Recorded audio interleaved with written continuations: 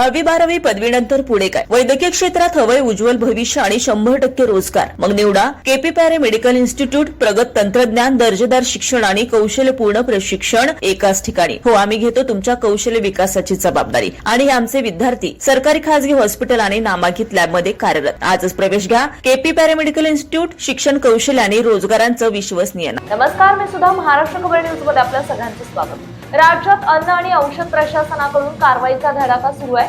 अन्न आणि औषध प्रशासनाचे आयुक्त असलेल्या तुकाराम मुंढे यांनी मुंबईमध्ये एका प्रसिद्ध आईस्क्रीम पार्लरला दणका दिलाय. मुंबईच्या चर्चगेट मधील रुस्तम आईस्क्रीम पार्लरवर कारवाई केली आहे. त्यानंतर लायसन्स रद्द देखील केले. या कारवाईनंतर इतर दुकानदारांमध्ये खळबळ उडाली. एफडीएच्या अधिकाऱ्यांनी स्पष्ट केलं की आईस्क्रीम पार्लरमध्ये तपासणी दरम्यान स्वच्छतेविषयी गंभीर त्रुटी आढळून आल्या.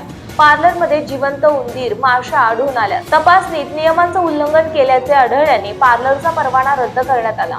एफडीएने आता पार्लरमधील काही नमुने तपासणीसाठी पाठवलेत.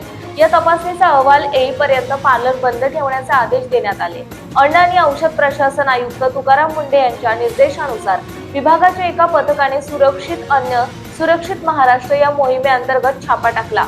यावेळी पार्लरमध्ये मुदत संपलेले पिस्ता, स्वीट ऑरेंज, चेरी, बदाम, अमेरिकन आईस्क्रीम सोडा, मिक्स फ्रूट आढळून आले. आईस्क्रीम मध्ये त्यांचा वापर करण्यात येऊ नये यासाठी तातडीने पदार्थ नष्ट केले.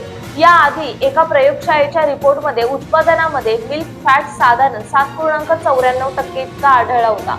खरं तर भारतीय अन्न सुरक्षा आणि मानक प्राधिकरणानुसार पदार्थांमध्ये मानक किमान 10% असले पाहिजे, परंतु कमी आढळल्याने पार्लरवर कडक कारवाई होण्याची शक्यता आहे.